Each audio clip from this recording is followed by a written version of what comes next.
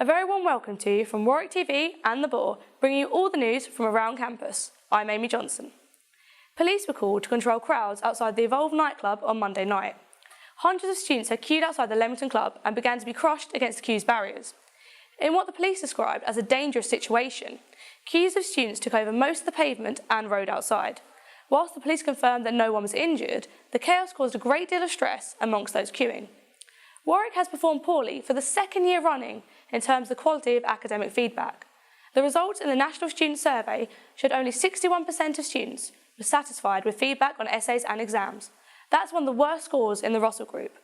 Vice-Chancellor Nigel Frith is said to be furious with the result of the survey, according to unnamed sources, and your Education Officer, James Entwistle, commented, "The big story is obviously that we are now much worse than many of our comparative institutions. Third to bottom of the Russell Group is a terrible position to be in, and it's not just me just saying that. We're hearing from the university that they're now actually quite annoyed.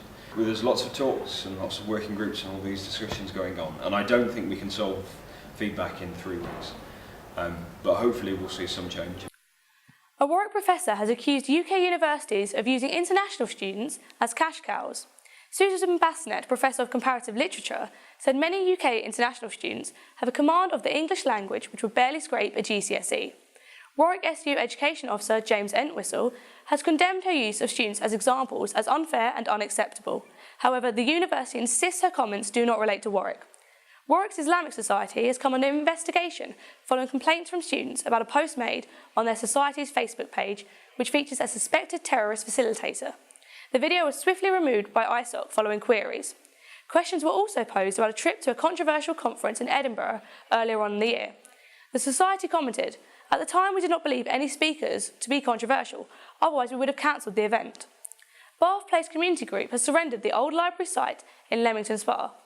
The group were in a long battle with Warwickshire District Council over plans to turn the building into luxury flats and are hoping to regroup soon.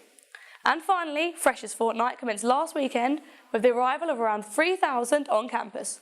However, there have been calls for a lecture-free Freshers Week.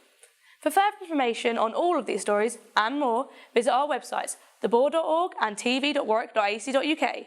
We'll be back next week. Goodbye.